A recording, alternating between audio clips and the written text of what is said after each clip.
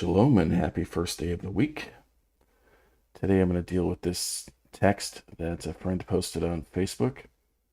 I tried to reply and dig in deeper to this conversation, but sadly he didn't want to. So we're going to talk about it here. The prophecy of Christ coming, Genesis 49, 8-12.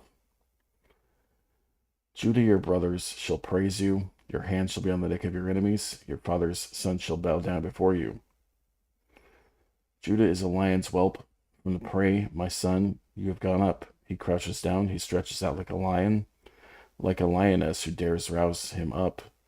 The scepter shall not depart from Judah. And this is the important part of the text that Christians and Jews, they totally miss. Shall not depart. So I was looking at this biblical timeline, and Jacob made this prophecy in 1859 BC. The first Davidic king was over 800 years later with David.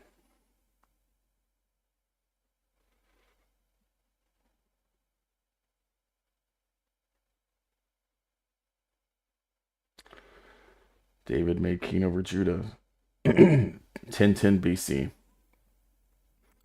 So what happened in those 800 years that the scepter departed from Judah? There are two possibilities: redaction or misinterpretation by those reading it. That would be us, because the text says the scepter shall not depart. So when we go forward, we see the same thing.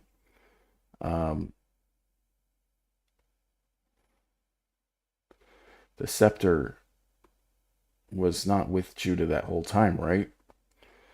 There's prophecy, and then Samuel the prophet, who knows Torah and should know this prophecy, chooses a Benjaminite. And this is interesting. King Saul was not of Judah, and he chose to give the scepter to a Benjaminite, even though he would have known this prophecy of Jacob. And the people in Judges, they make the bastard Jephthah king. Was he a Davidic descent? No.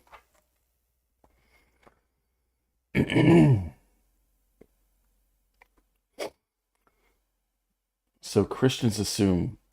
All right, so let's go forward. Sorry, I was going the wrong way. So then we have, after the Davidic Empire, we get to the exile, right? So that is, where's that at?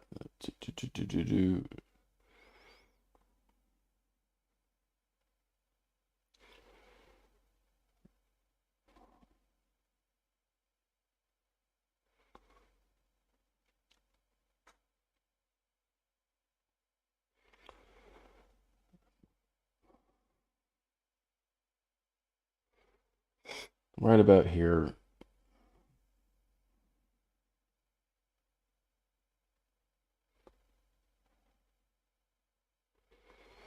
This is where they find the book of Deuteronomy. Convenient they found it then. But the exile was 400 years after David was made king. And then there's a 70-year gap, 70 years again, where the scepter had departed from David. And then we see the return from exile, right? 70 years later, 530 AD-ish. The exiles return, 537. Then they begin work on the temple in Jerusalem. But you know what they don't have? There's no Davidic king from 530 to the first century. See, they want to believe that, and then we'll get there. See, return from exile, and there was no Davidic king installed. They do not reign over Judah.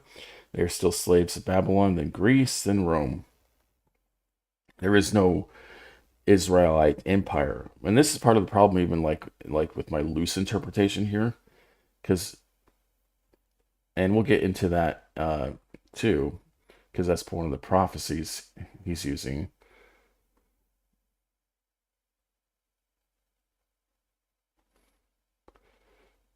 So then we go to Isaiah 44. And then we'll begin it up at the beginning that there is no Elohim besides Yahweh. See that he's using the King James here, so he sees this I am the Lord's when that's talking about Yahweh. But now hear, O Yaakov, my servant, and Yisrael, whom I have chosen. Thus says Yahweh, who made you and formed you from the womb, who will help you. Do not fear, O Yaakov, my servant, and Yeshurun, whom I have chosen, for I will pour out water on the thirsty ground and the streams on the dry land. I will pour out my ruach on your seed and my blessing on your offspring. They will spring up among the grass like poplars by the streams of water. Then this one will say, I am Yahweh's. See, he reads it as I am the Lord's, but that's not what it's saying. It's not pointing to the New Testament. And this one will call on the name of Yaakov. And they don't do that. And I just was in a debate with a Christian on Facebook. He says, actually several of them. Why are you quoting from the old covenant? We're not under the old covenant. They don't call on the name of Jacob. They don't call on the name of Yahweh. They call on their idol and human sacrifice and drinking blood. And they believe these things replaced what was given to Yaakov through the servant Moshe. And this one will write on his hand belonging to Yahweh. Is that what they write on their hand? No. They write the idol's name. And they literally do. I know a brother who actually went and got himself tattooed with the Christian dogma to bear the marks. And will name Israel's name with honor. Thus says Yahweh, the King of Israel and his Redeemer, Yahweh of hosts. I am the first and the last. There is no Elohim beside me. And see, when you read this without the name of Yahweh, what are you going to do? You're going to make broad assumptions, incorrect assumptions. Who is like me? Let him call out and declare it, and let him tell it to me in order. From that time that I established the ancient people, let them declare to them the things that are to come and the events that are going to take place. Do not be in dread and do not be afraid, for I have long since caused it to be heard and declared it. And you are my witnesses. Is there any other Elohim besides me? Or is there any other rock? I know of none. See, they believe he is the rock, but it's Yahweh. Go back to Deuteronomy 32. I was reading this the other day. Shalom, good morning, Annalie. But I don't accept blessings in his name.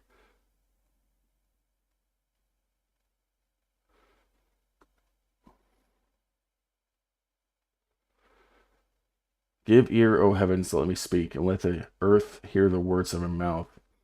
Let what I have learned drop as the rain, and let my speeches distill as the dew, as the droplets on the fresh grass, and as the showers on the herb. For I proclaim the name of Yahweh. Whose name are you proclaiming? I proclaim the name of Yahweh. I ascribe greatness to our God. He is the rock. He is the rock, Yahweh. His work is perfect, for all his ways are just, a God of faithfulness, and without injustice. Righteous and upright is he. But they have acted corruptly toward him. They are not his children because of their defect, but are perverse and crooked generation. And remember what, this is one of the things he says to you. And all of you seek signs and wonders. And he says, a perverse and crooked generation seeks signs and wonders. And I remember telling one of the brothers that was walking with us 3 years ago in this. And I said, why are you still seeking signs and wonders? And he tried to tell me I was misinterpreting the text. No, I mean, it literally is a perverse generation that seeks signs and wonders. And let me go back to another passage here. Deuteronomy 29. And these are the words of the covenant which Yahweh commanded Moshe to cut with the sons of Israel in the land of Moab, besides the covenant which he had cut with them in Horeb. And Moshe summoned all of Israel and said to them, "You have seen all that Yahweh did before your eyes in the land of Egypt, and to Pharaoh, all his servants, and all the land." Think about what they saw. They saw all the plagues. They saw the angel of death come, and the blood of the lamb, which is the god of Egypt, protected them from the angel of death. And what else do we see? We see that they go into the wilderness. They're trapped by the Pharaoh's army. Then Moses calls on Yahweh and he divides the Red Sea. They go through it, and the sea crushes the army of the Pharaoh. This is why you have to understand. If you see things like that and your heart still turns from serving Yahweh, you have no mercy. And this is why it is a perverse and wicked generation that seeks signs and wonders. Because check out what Father says to the Ninevites, right? Because, Jonah is just sitting there chilling, waiting for Yahweh to come and smack him down. But then God said to Jonah, "Do you have a good reason to be angry about the plant?" And he said, "I have a good reason to be angry, even to death." And then Yahweh said, "You had pity on the plant for which you did not work, and which you did not cause to grow, which came to be overnight and perished overnight. So should I have not pity on Nineveh, the great city, in which there are more than 120,000 persons, who do not know the difference between their right and their left hand, as well as animals?" The reason they had so much mercy is because they had a lack of wisdom and knowledge. They did not know right from wrong. They did not know the greatness of Yahweh. The more you see, the more you are going to be into this, like, these lies.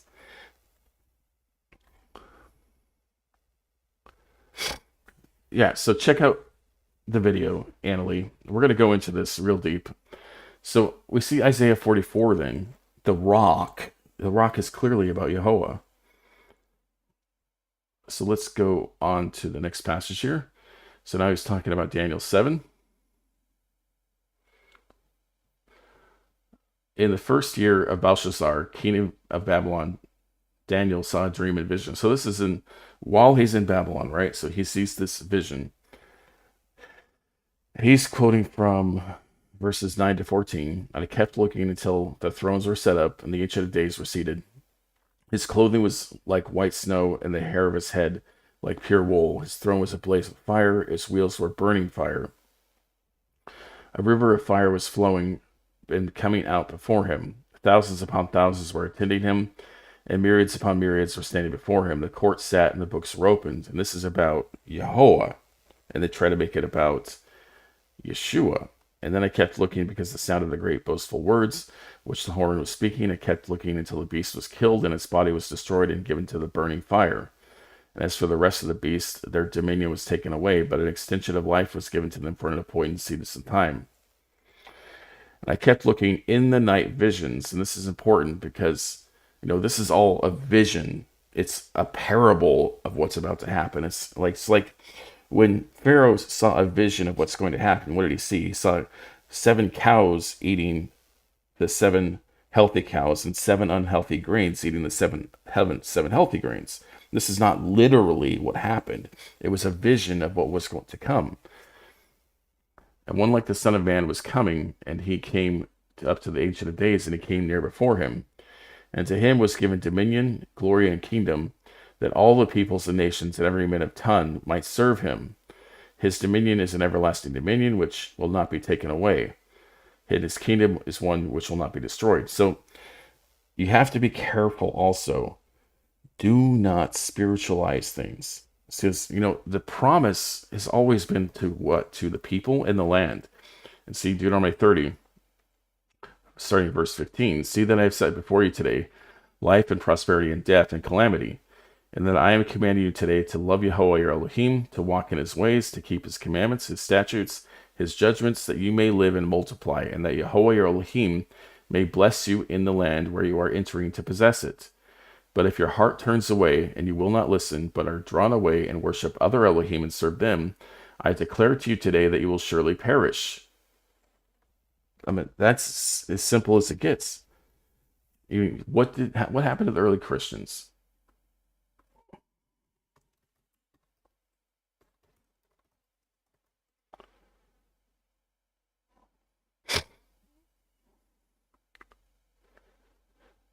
They burned them. They perished.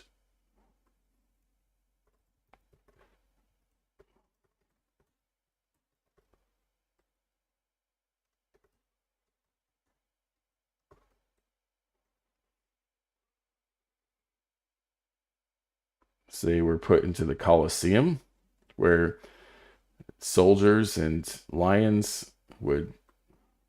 It's taking forever to load. You know, I, they didn't survive. They didn't have life, and the land wasn't restored.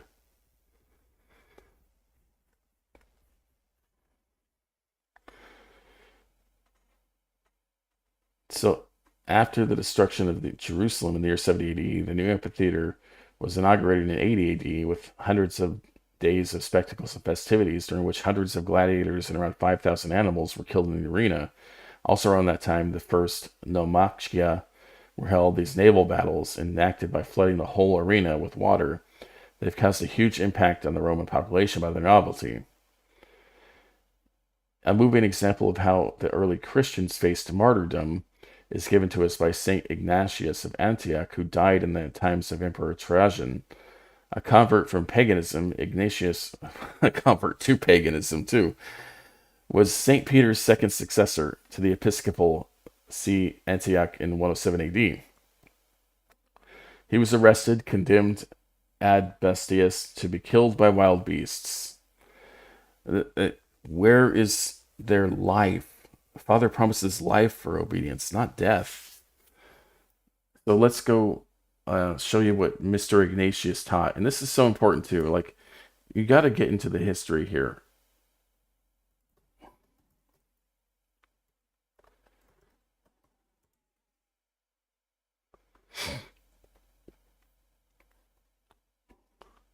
Look at chapter 4. Some wickedly act independently of the bishop. It is fitting then not only to be called Christians, but to be so in reality, as indeed some give one the title of bishop, but do all things without him. Now, such persons seem to be not possessed of a good conscience, seeing that they are not steadfastly gathered together according to the commandment. Death is the fate of all such. Seeing then all things have an end, these two have simultaneously before us life and death. Isn't that interesting? These mimicking Deuteronomy 30, but in the regard of obeying the bishop. And every one shall go unto his own place. For as there are two kinds of coins, the one of God, the other of the world, and each of these has a special character stamped on it, so it is also here. The unbelieving are of this world, but the believing have in love the character of God, the Father, by Jesus, by whom, if they are not in readiness to die into his passion, his life is not in us. Think about this. He's promising, if you obey Jesus, you will die in this world. That's not what Father Briah promises. He promises if you obey, you will have life in the land, and the land will prosper. So let's go down to chapter 7. As therefore the Lord did nothing without the Father. You see, the early church had them separated, that they were two separate, distinct Elohim, being united to him, neither by himself nor by the apostles, so neither do anything without the bishops and the presbyters, neither endeavor that anything appear reasonable and proper to yourselves, but being come together into the same place, let there be one prayer, one supplication, one mind, one hope, in love and in joy undefiled. There is one Jesus, than whom nothing is more excellent. Therefore run together as into the temple of God, as to one altar, as to one Jesus, who came forth from one Father, and is with and has gone to one. Caution against false doctrines. Be not deceived with strange doctrines, nor with old fables which are unprofitable. For if we still live according to the Jewish law, not the law of Yahweh, the Jewish law, right? That's what he's calling the law of Yahweh. And we'll get into why that's absolutely the case. We acknowledge that we have not received grace. This is just like what Paul says in Galatians 5, 2-4, where Paul says that if you become physically circumcised, you had fallen from the grace of Christ. Physical circumcision is a commandment that is throughout Torah. It's not an oral commandment. We acknowledge that we've not received grace, for the divinest prophets lived according to Christ Jesus. That's an absolute straw man. There's no evidence of this in the prophets. None. On this account also they were persecuted. Also a lie. Look at Deuteronomy 30. Deuteronomy 30 says, if you are obedient, you will find life. Now, was there affliction on the prophets like Jeremiah, like Ezekiel? Yes, but they did not die. Jeremiah did not die. He was afflicted, but he was not murdered.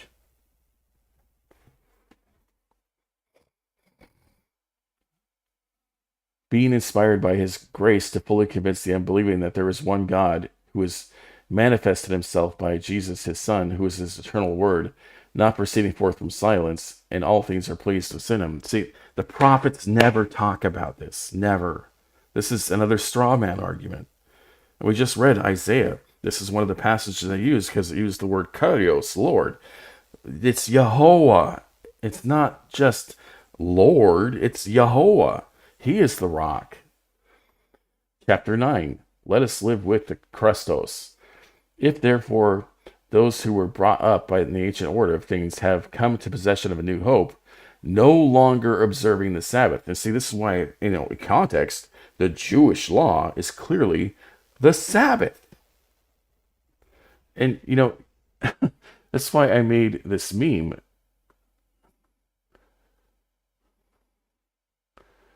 Oh, I gotta widen this. Hold on.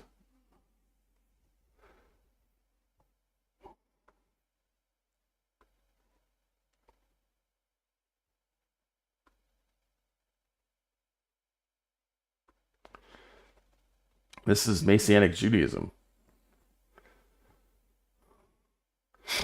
You're still kissing the pig of Rome.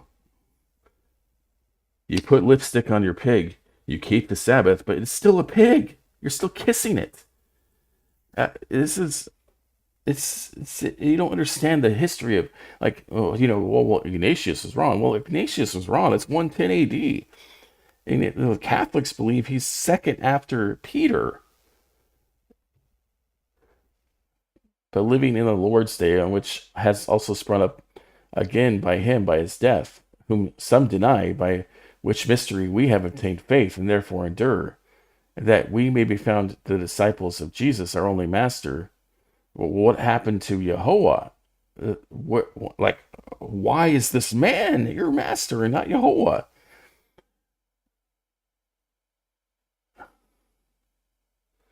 Good night, Anna.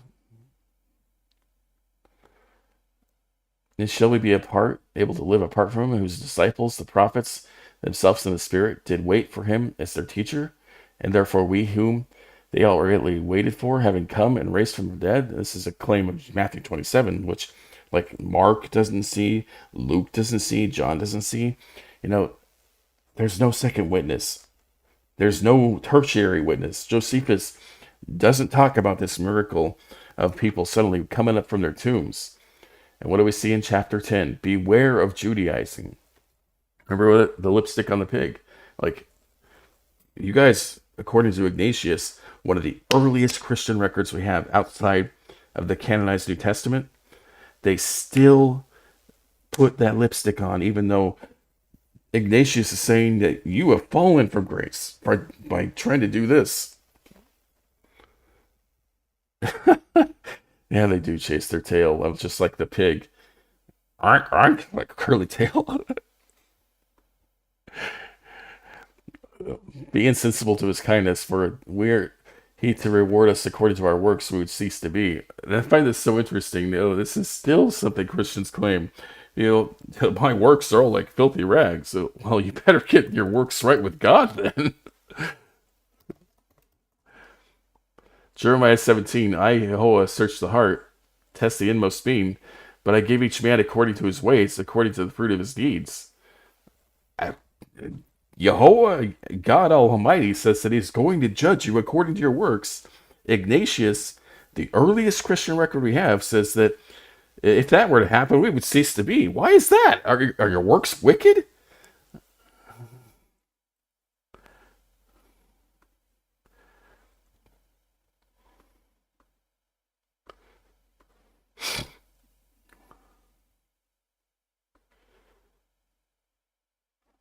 Jeremiah 21:14. But I will punish you according to the results of your deeds, by their works, declares Jehovah. Jeremiah 32. Yeah, so great in the counsel and abundant in deeds, whose eyes are open to all the ways of the sons of men, giving to everyone according to his ways, according to the fruit of his deeds. Isaiah 3:10. Say to the righteous that they will go well with them, for they will eat the fruit of their deeds. Isaiah 3:11. Woe to the wicked, it will go badly with him, for what is dealt with him out will be done to him. I mean, it's this Yahweh's justice. I mean, if you were not dealt with by the Creator, by the fruit of your works, the Creator would be wicked. Therefore, having become his disciples, let us learn to live according to the principles of Christianity. For whoever is called by any name is not of God. Lay aside, therefore, the evil, the old, the sour leaven, and be changed into the new leaven, which is Jesus. Holy God, I have not seen that before. Holy, wow! I'm laughing and crying. Oh my, literally telling you to become leavened. Literally telling you to become leavened by your Passover offering. Wow! Be salted in him, lest any one among you should be corrupted. Since by your savor you shall be convicted, it is absurd to profess Christos and to Judaize. I agree. I mean, it's literally like putting lipstick on a pig. Not that I agree with Talmudism, but come on. I mean, you're literally putting lipstick on a pig. For Christianity did not embrace Judaism, but Judaism Christianity. Uh, I agree with that too. For without Talmudism from Judaism at the time, there would be no Christianity. The whole idea of a martyred savior, B'nai Joseph, which is from the Talmud, it's what the New Testament is built on. This is where these ideas come from. They just took it farther, took it to their logical conclusion. This is why you see in debates, like the recent one in Tennessee, with that Christian, I forget his name, Antovia, the Christian kept trying to quote from the Talmud. You can't quote from the Tanakh, the Torah, and the prophets to prove your point, so they go to the Talmud. And what does the Jew do, Tovia? He tells them, the Talmud's just opinions of rabbis. No, it's not. You call it Torah. Go listen to any rabbi teach from the Talmud. You know what they say? The Torah says, and then they quote from the Talmud. The Talmud's not Torah, and the Talmud is opinion, right? Well, no, the Talmud's a Torah. It depends on who you ask and when you ask. And this is one of the many problems I have with Talmudism. They don't give straight answers.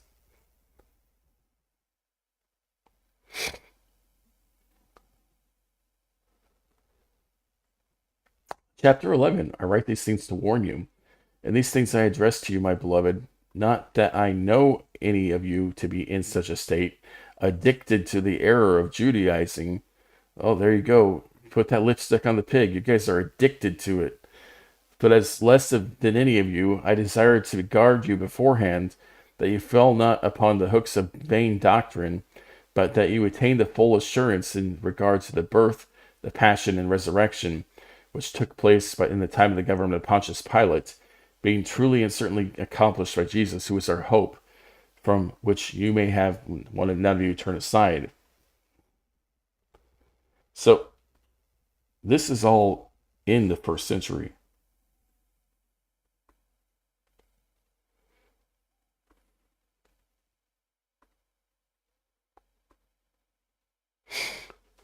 So let's go on. That one took a little longer than I wanted. Daniel 9. So Daniel 9 is a prophecy as well, a vision. In the first year of Darius, the son of Artaxerxes, from the seed of Medes, who was made king over the kingdom of Chaldeans in the first year of his reign, I, Daniel, discerned in the books the number of the years concerning which the word of Yahweh came to Jeremiah, the prophet, of the fulfillment for the wasting of Jerusalem, namely 70 years. So this whole vision, in my opinion, is about the 70-year exile. Daniel trying to figure out when is the 70 years going to come to an end.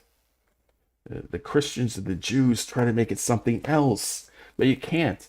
And you notice he starts at verse 26. And what happened to Daniel 9:1? Constantly you see this to defend idolatry or any other false pretext. They don't start at the beginning of the chapter or the beginning of the book. You lose context. So let's go down. Let's read it properly. The 70 weeks that starts at verse 24. 70 weeks, which is in the Hebrew, Sabaoth. That's why it's translated a week, because you know what else would it be? 70 Sabbaths. That's what it should read. 70 Sabbaths. 70 Sabbaths, because it is the 70 years. Why 70 Sabbaths? We'll get to that. I forgot to bring that passage up. I'll have to go there.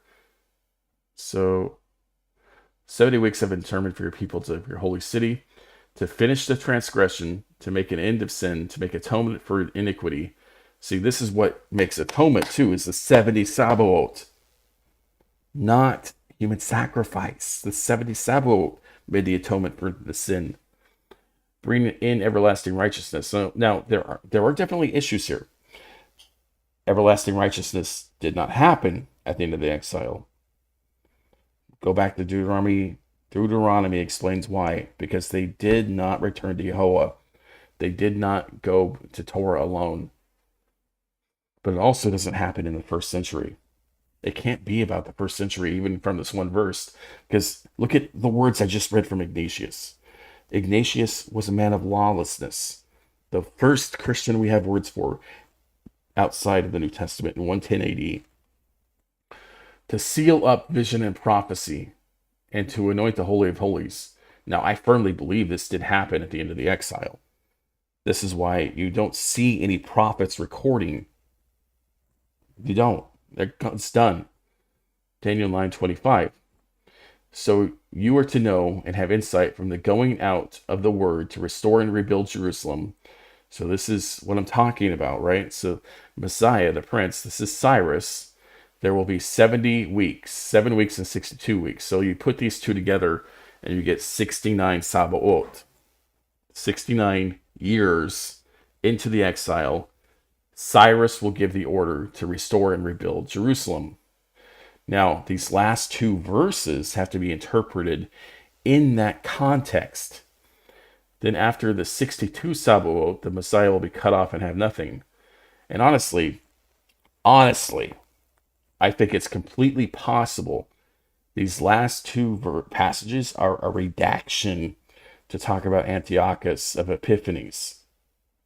Because it just doesn't connect. And I've tried to interpret this many times, and the two of them they don't fit together.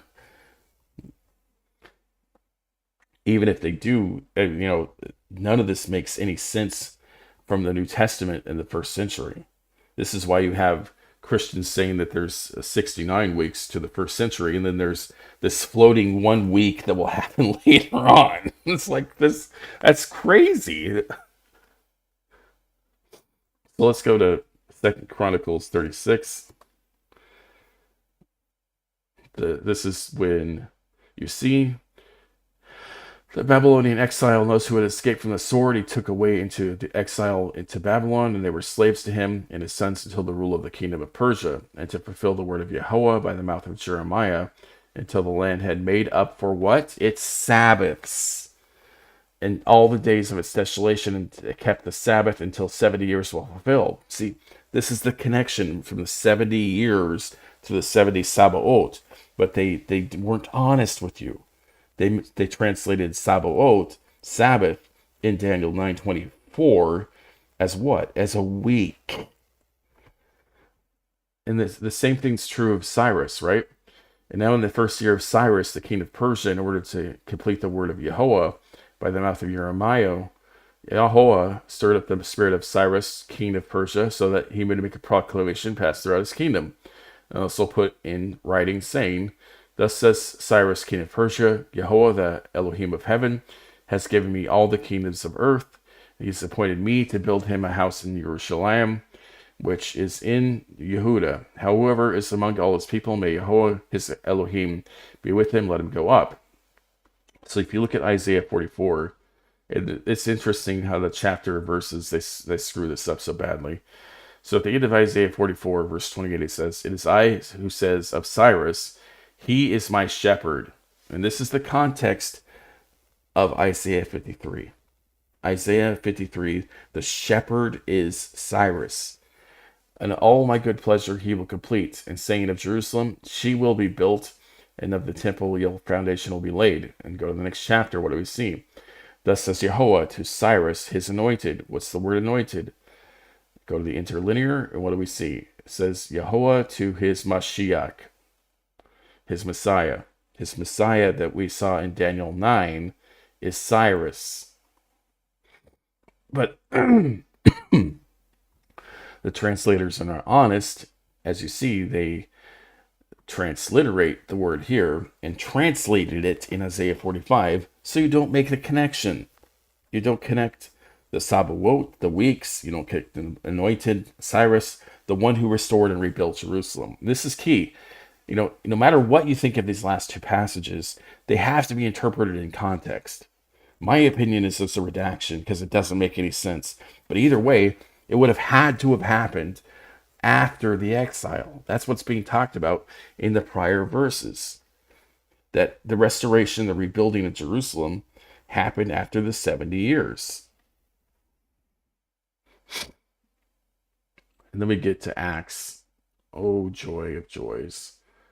Is that right? Oh, sorry, John first. So John 6:14. Therefore, when he says, when the people saw the sign which he had done, and were saying, this is truly the prophet that has come into the world. And again, we see this addiction to signs as the sign of that, right? But that's not, we'll get there. So in the next verse it says, so he went knowing that they were going to make him king. He ran away. So if he was the king, why wouldn't he let the people anoint him king? He ran away. And then he goes on to teach like some of the most disgusting and despicable words in the New Testament. That you have to drink his blood and eat his flesh to be his disciple. John 6:56 sums this up. For my flesh is true food and my blood is true drink. He who eats my flesh and drinks my blood abides in me and I in him. It's disgusting. It's vampiric. I mean, you think about like the myth of Dracula. What does Dracula say? If you drink my blood, you will live forever. Oh, that's just pagan cults copying truth. That's what Christianity is. I mean, there is no truth in these words. Any person who eats any blood, even that person shall be cut off from his people. Well, then you go, oh, it's allegory. Oh, I forgot we can allegorize sin and call sin good, right? Woe to those who call evil good and good evil. Is it evil to drink blood? Yes. So you're taking what is evil and calling it good, glorifying it. It doesn't matter if it's allegory. And you know what? I don't believe it. Because the early church, going back to Ignatius again, they believed the physical presence of his body and blood were there.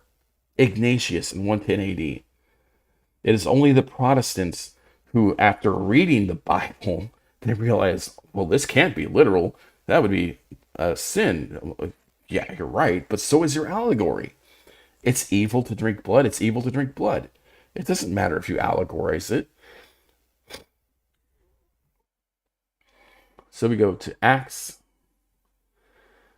And then Moses said, the Lord God will raise up for you a prophet like me for your brothers.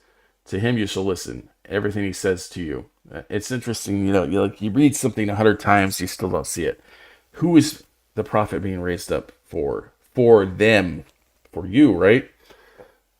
For you, not for them in the first century, for them in the time of Moses. So we go to Deuteronomy 18, and you see, Yehovah your Elohim will raise up for you a prophet like me from among you, from your brothers, not from your sons, not from your grandsons, your brothers. You shall listen to him. This is according to all you asked of Yehovah your Elohim in Horeb on that day. Let me not hear again the voice of Yehovah my Elohim, and let me not see this great fire anymore, or I will die. You see, this is only a prophecy to them. They are the ones that said, I don't want to hear God. No one in the first century said that to Moses. And Yehovah said to them, they have spoken well. And it's interesting, the author of Acts, he skips this whole section of the context. And this is how you make people believe your pretext. You just totally screw with the context. I will raise up a prophet from among them, brothers, like you, and I will put my words in his mouth, and he shall speak them all that I command. And it will be whatever will not listen to my words, which he has spoken in my name, I will require of him. That's what he quotes here, right? It'll be every soul that does not heed that prophet shall be uttered slave among his people. And he doesn't even quote it correctly. So let's go to the actual prophet like Moses here, Joshua 1. And this is what we would see in the New Testament of the idol if he was fulfilling this. 1:16, and they answered Joshua, saying, all that you have commanded us we will do, and wherever you send us we will go. Just as we listened to Moses in all things, so we will listen to you.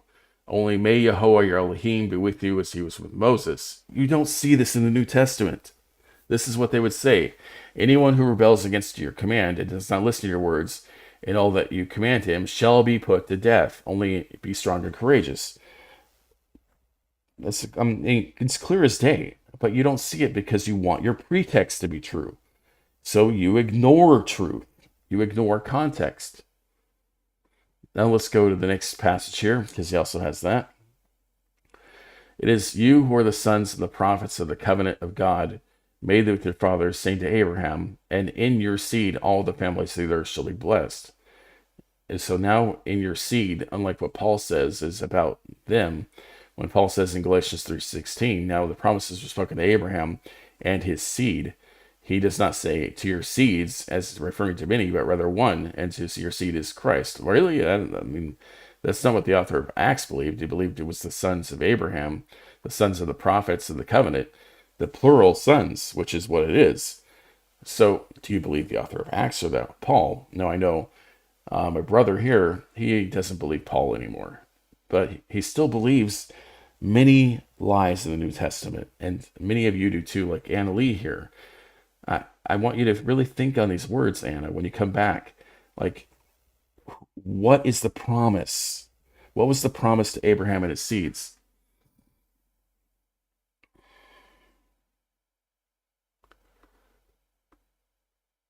Deuteronomy 4, verse 5. See, I have taught you statutes and judgments, just as Yehovah my Elohim commanded me, that you should do thus in the land where you are entering to possess it.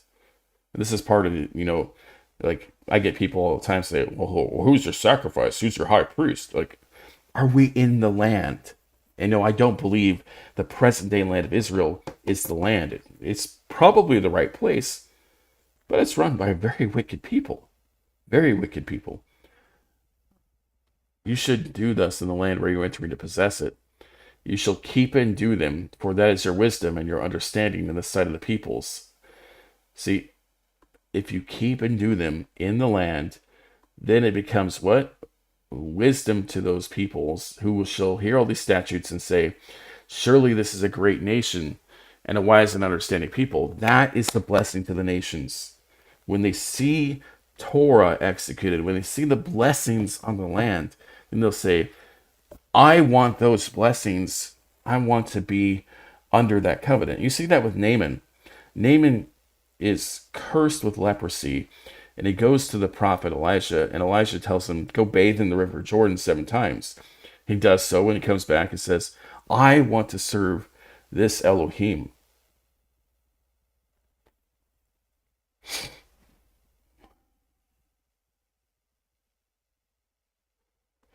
Well, there are, but not like we see in someone like Isaiah and Jeremiah as a prophet.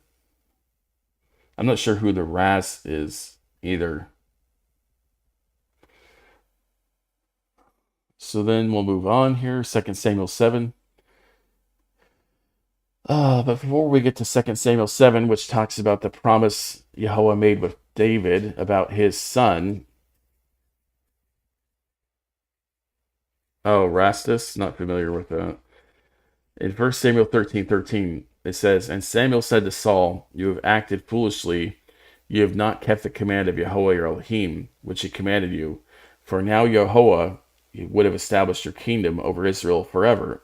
So we see that this conditional covenant, this is throughout the Torah and throughout the prophets, conditional, whether or not you obey. That's what it says in Deuteronomy 30. So, this promise to David is also conditional. When your days are fulfilled, you lie down with your fathers. I will raise up your offspring after you. See, this is after you, means after David, his son, who come from your body, and his body is not his son's body. I will establish his kingdom. He shall build a house for my name. I will establish the throne of the kingdom forever. I will be to him a father, and he shall be to me as a son. When he commits iniquity, I will discipline him with the rod of men, with the stripes of the sons of men. But my steadfast love will not depart from him, as I took it from Saul, whom I put from before you. And your house and your kingdom shall be made forever before me. Your throne will be established forever, in accordance with all these words, in accordance with the vision. So, people don't believe that this is a conditional promise, but it is. And look at what he told Saul, that had you not acted foolishly, you have not kept the command of Yahweh your Elohim, which he commanded you, and now Yahweh would have established your kingdom over Israel forever. So now let's go to 2 Samuel 12. I also gave you your master's house and your master's wives into your care, and I gave you the house of Israel and Yehuda. And if that had been too little, I would have added to you many more things like these. Why have you despised the word of Yahweh by doing evil in his sight? You have struck down Uriah the Hittite with a sword, taken his wife to be yours, and you have killed him with the sword of the sons of Ammon.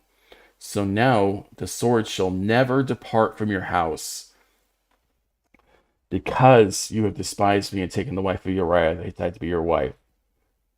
Thus says Yahweh, behold, I will raise up evil against you and from your own household. I will even take your wives from before you sight and give them to your companion, and he will lie with your wives in the sight of the sun. Indeed, you did it secretly, but I'll bring about this all before Israel and the sun. So, this is the end of the promise. And if you really want to see the finality of that, think about the words here. That the sword shall not depart, right? The sword shall never depart from your house. In the New Testament, and I believe there's many truths, right? Oh, absolutely. Sounds like Israel today, Bobby. There's many truths there that are there for a reason. He says, a house divided cannot stand. This is when we know that, Israel's house cannot stand. It's divided.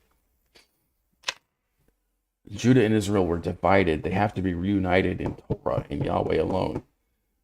I can't wait for that to happen. So in 1 Kings chapter 11, verse 9, now Yahweh was angry with Solomon because his heart has turned away from Yahweh, the God of Israel, who appeared to him twice, and had commanded him concerning this thing. He should not walk after other gods, but he did not keep what Yahweh had commanded. So Yahweh told Solomon, because this has happened, with you, and you have not kept my covenant, my statutes, which I commanded you, so I will surely tear the kingdom from you. That's the end of the promise to David. The kingdom was torn away from him. What was to say? Nevertheless, I will not do it in your days for the sake of the father David, but I will tear it out of the hand of your son. However, I will not tear away all the kingdom, but I will give one tribe to your son for the sake of my servant David, and for the sake of Jerusalem, which I have chosen. The promise is done. The Davidic kingdom is done. I know the Jews are still waiting for a Davidic Messiah because of the promise of 2 Samuel, but that was only to David. And this is something I've been over with prophecy. That was only to that generation. There's not dual fulfillment, not a future fulfillment. Look, I mean, it's like you pick and choose words. It says that this seed is from David's body, David's physical body, not his grandchildren.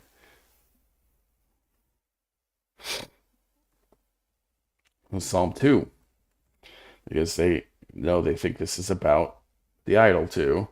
Why do the nations rage and the people meditate on the vain thing? The kings of the earth take their stand, and the rulers take counsel together against Jehovah and against his anointed, saying, let us tear their fetters apart and cast away their cords. Who sits in the heavens and laughs, and the Lord mocks them. And he speaks to them in his anger, and he terrifies them in his fury, saying, but as for me, I have installed my king upon Zion, my holy mountain.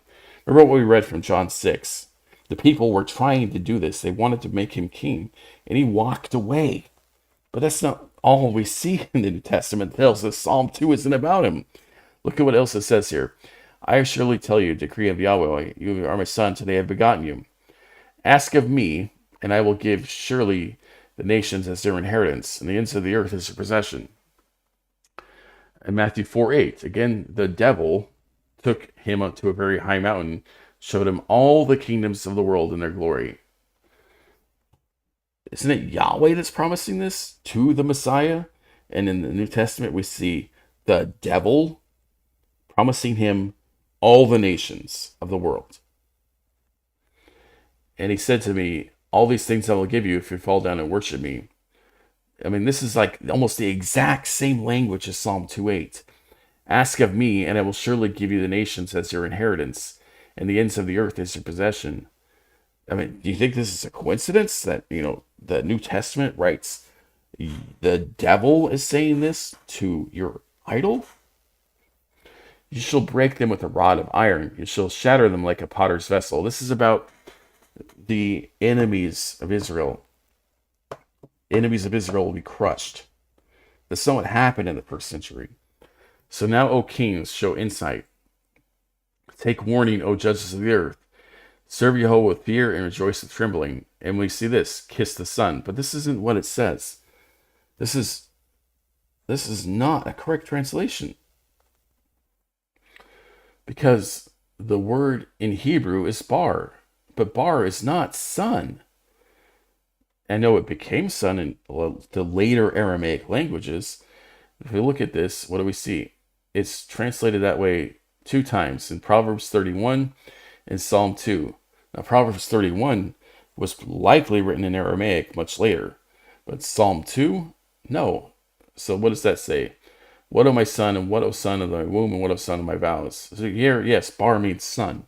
But in Psalm 2, which is written in an earlier version of Hebrew, no. And how do we know that? Well, look at where bar is used. Psalm 2:3 and Psalm 12. Why isn't it translated as son in Psalm 2:3? Let us tear their fetters apart and cast their cords from us. Where's son?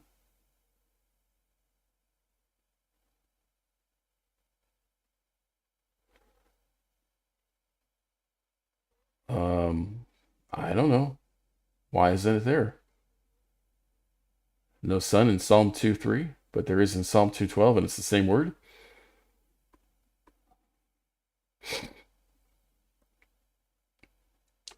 2:3 and 2:12, but 2:3 doesn't have son. So what did they do? Well, I don't remember for sure if this translation is correct here. Let's see. Yeah, so The NET translation on Blue Letter Bible actually has a more correct translation here. Give sincere homage, otherwise he will be angry, and he will surely die because of your behavior when his anger quickly ignites. How blessed are all who take shelter in him. So all of these other passages, they're about serving Yahweh in fear and repenting in terror. Remember, the chapters and verses didn't exist. You would have read this with this. Serve Yahweh in fear, repent in terror, give sincere homage. And another way to interpret this is embracing purity, like seeking purity in your heart and in your deeds. Otherwise, he, and that's Yahweh, not the Son, he will be angry and you will die because of your behavior. His anger, Yahweh, will be quickly ignites. How blessed are all who take shelter in him is Yahweh. And you know this has got to be the truth, because nowhere else in the Hebrew scripture does it tell you that the Son is going to do these things. It's about Yahweh, Father. Like, who's our strong fortress? And this is also in the Psalms. Apparently not in the NET. That's interesting.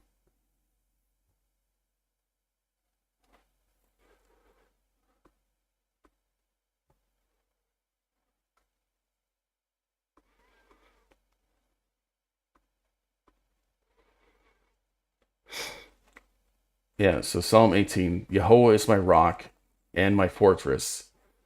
Why doesn't it say Son there? If the Son is the fortress we run to. Psalm 31, bow down to you, hear me, deliver me speedily, be my rock of refuge. And we already went over Deuteronomy 32, how Yahweh is the rock, a fortress of defense to save me. You are my rock and my fortress. Therefore, for your name's sake, lead me and guide me. Be strong refuge to which I resort continually. You have given me the commandment to save me. You are my rock and my fortress.